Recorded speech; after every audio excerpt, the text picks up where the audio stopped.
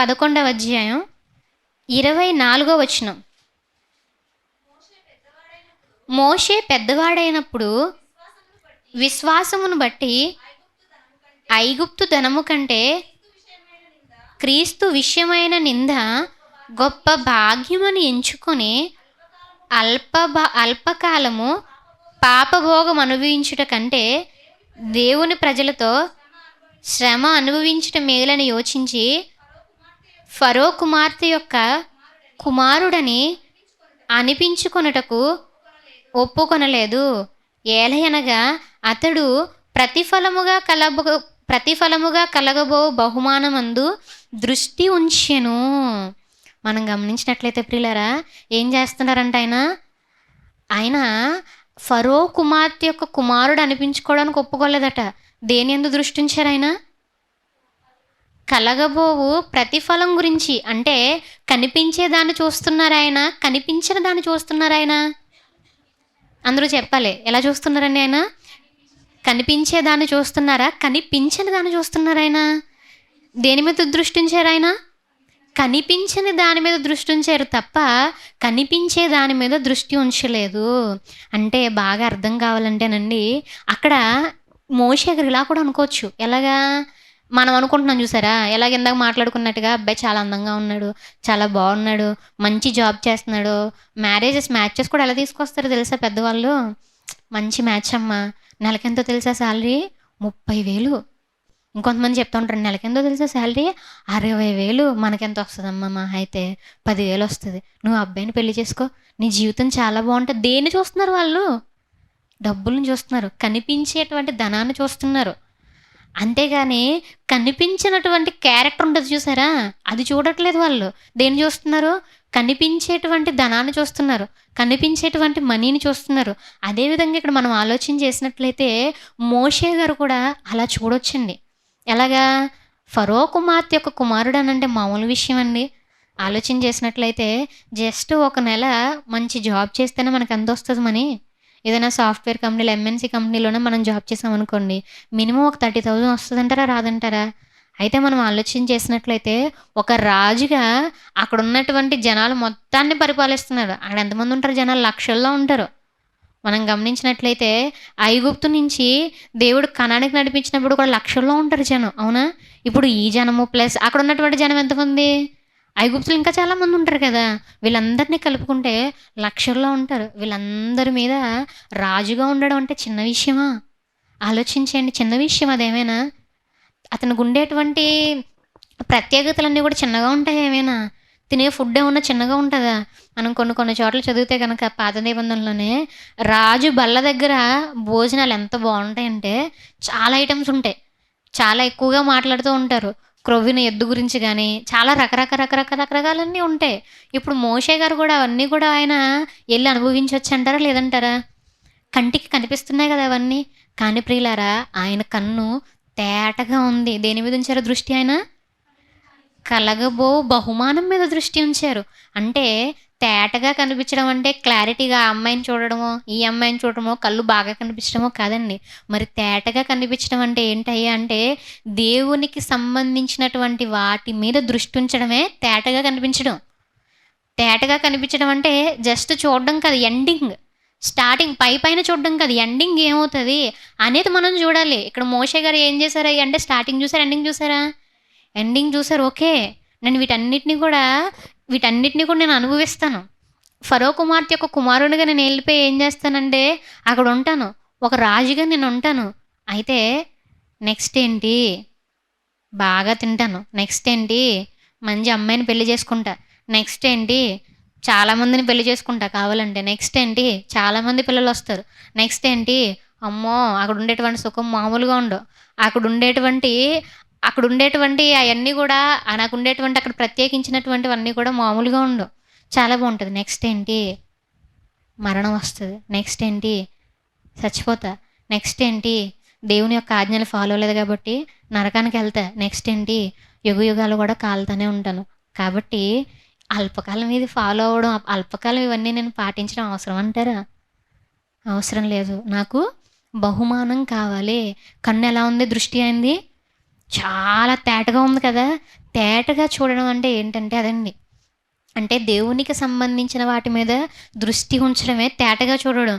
అయితే అక్కడ ఉండేటువంటి హవ్వగారు ఏం చేశారు? కనిపించే దాని మీద దృష్టి ఉంచారు. రమ్యంగా ఉందంట. చాలా బాగుందంట. తింటే ఏమొస్తదంట? దేవతలోలా అయిపోతారంట. తింటే ఏమొచ్చుతాయంట? కళ్ళు తెరవబడతాయట. తింటే ఏమొస్తదట? మంచి చెట్లు ఎరుగుతదట. అది దేవుడికి కూడా తెలుసట. ఓకే. గ్రేట్. అయిపోయింది. అంటే ఆవిడ ఏం చేసింది? స్టార్టింగ్ మాత్రమే చూసింది గానీ, దాని తర్వాత జరగబోయే వాటిని ఆవిడ గమనించిందా? ఆవిడ గమనించలా. దాని తర్వాత జరగబోయే వాటి మీద దృష్టి ఉంచిందామా? తర్వాత జరగబోయే వాటి మీద దృష్టి ఉంచలేదండి. ఆవిడ ఏం చేసిందంటే, ప్రత్యేకించి వాటి మీద మాత్రమే దృష్టించింది.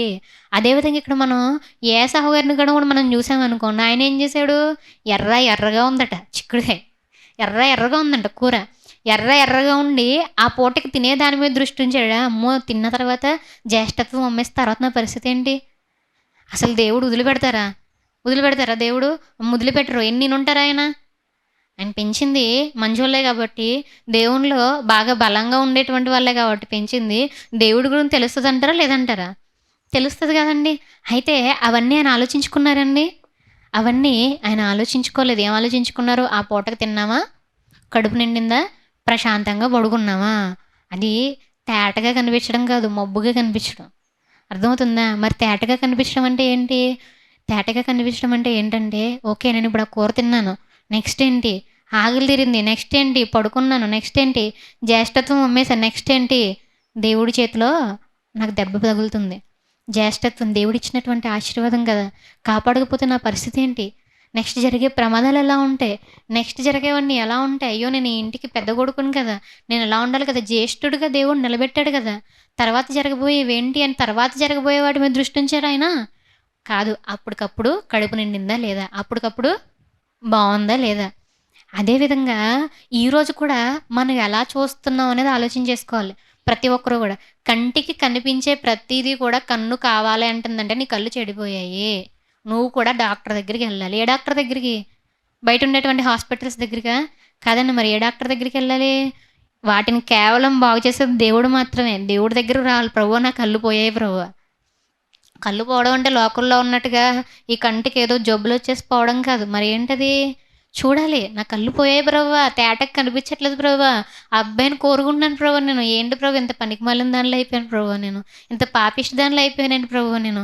వాటన్నిటిని నేను కోరుకుంటున్నానేంటి ప్రభువా! నా కళ్ళు పోయాయి ప్రభువా! నాకు దృష్టి లేదు ప్రభువా! నువ్వు చెప్పావు తేటగా ఉంచమని. నేను తేటగా చూడట్లేదు. నాకు మబ్బు పట్టే. నాకు ఈ మబ్బు వదిలించండి ప్రభువా! అడగాలా లేదండి మనం? అడగాలి. కానీ మన కళ్ళు ఏం చేస్తాయి? చూసిందల్లా కావాలనుకుంటది. కానీ మనం ఏం చేయాలో తెలుసా? మన కన్నులకి నిబంధన చేసుకోవాలట. ఒకసారి మనం చూద్దామా? యోబు గ్రంథంలో ఒక మంచి మాట రాయబడి ఉంటుంది. యోబు గ్రంథం మనం ఆలోచన చేసినట్లయితే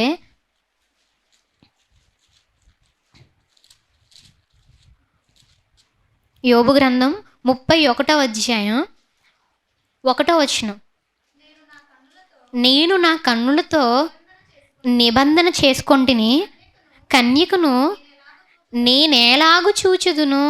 దేవునికి స్తోత్రం. ఏంటట? అలాగు చేసిన యెడల పరముననున్న దేవుని ఆజ్ఞ ఏమగును? కన్నులతో ఏం చేసుకోవాలండి మనం? ఒక నిబంధన చేసుకోవాలి. కన్నులతో మనం మాట్లాడాలి. ఎలాగా? నువ్వు ఎలా చూస్తావు? యవ్వన కాలంలో ఉండేటువంటి ఒక అబ్బాయిని నువ్వెలా చూస్తావు? ఏ దృష్టితో చూస్తావు నువ్వు? పరమునున్నటువంటి దేవుని ఆజ్ఞ ఏమవుతది? తర్వాత దేవుని యొక్క ఉగ్రత నీ మీదకి ఎలా వస్తది?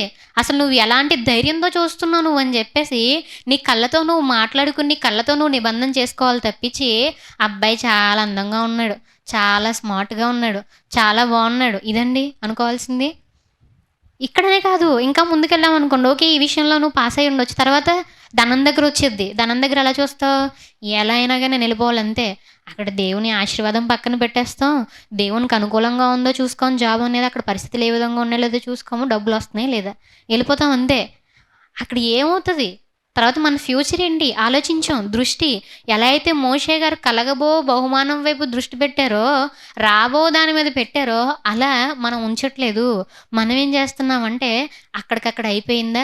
లేదా? అనేది మనం చేస్తున్నాం. కానీ ప్రియులారా, మనం ఆలోచన చేయాల్సింది ఏంటయ్యా అంటే, కన్నులతో నిబంధన చేసుకొని, మనం ఎండింగ్ ఎలా ఉందో మనం చూడగలగాలి. ఫర్ ఎగ్జాంపుల్‌కి మీకు బాగా అర్థం కావాలంటే, ఇదిగోండి ఫ్లవర్ కనిపిస్తుందా? ఈ ఫ్లవర్ మనకి చెట్టుకొస్తుంది కాబట్టి మనం కోసుకుంటున్నాం. బావుంది. లేదంటే మహా అయితే రూ. 5 పెడితే వస్తది ఒక రోజ్ ఫ్లవర్ అంతే కదా! లేదంటే గనుక ఒక రూ. 10 పెడితే వస్తది. అంతేనా కదా! ఒక చిన్న రోజ్ ఫ్లవరు రూ. 10 పెట్టి కొంటున్నాం బావుంది. అలా కాకుండా ఈ రోజ్ ఫ్లవర్ కాస్ట్ 5,00,000 అన్నారనుకో ఏం చేస్తాం అప్పుడు? కొనం. ఎందుకో తెలుసా? ఇది కొన్న తర్వాత ఒక రోజు తర్వాత ఇలా అయిపోద్ది కాబట్టి. ఇంకా చెప్పాలంటే ఇదిగో ఇలా పీకాం అనుకో ఏమవుతది ఇది? అప్పుడు గుర్తొస్తది మనకి. గుర్తొస్తది. ఎందుకు ఒక రోజులో వాడిపోయేది అవసరం అంటారా మనకి? 5,00,000 అవసరం అంటారా? 5,00,000 ఉంటే మనం ఎంత బ్రతుకుతాం? ఒక రోజు పువ్వు పెట్టుకోవడానికి మనం 5,00,000 పెట్టాలా? అనుకుంటామా లేదా? అనుకోరా? కొనేస్తారా? వర్షిణి సిస్టర్ అయితే ఒక రూపాయి కూడా పెట్టరు. 5,00,000 కాదు ఫస్ట్ అసలు రూ. 5 పెట్టరు. రూ. 5 దగ్గర ఆవిడ ఆలోచిస్తారు ఏమని? ఎలాగో వాడిపోద్ది కదా అవసరమా అంటారు. అవునంటారండి? కాదంటారండి? అయితే ప్రియులారా మనం యాజ్ ఇట్ ఈజ్ ఇదే లోకానికి అప్లై చేస్తే ఎంత బావుంటది? లోకానికి కూడా సేమ్ ఇదే దృష్టితో మనం చూస్తే ఎంత బావుంటది లోకం కూడా. ఫర్ ఎగ్జాంపుల్‌కి రోడ్డు మీద ఎవరో ఎళ్తున్నారు. 7 వారాలు నగలేసుకొని ఎళ్తున్నారనుకోండి. అంటూ ఉంటారు కదా! మొత్తం పైనుంచి వడ్డానం అని, తర్వాత అరవంకిలని, మ్యాటీలని, తర్వాత చెంకీలని చాలా ఉంటాయి కదా! మీకు తెలుస్తాయి పేర్లన్నీ గూడా. నెక్లెస్‌లని చాలా ఉంటాయి పేర్లు.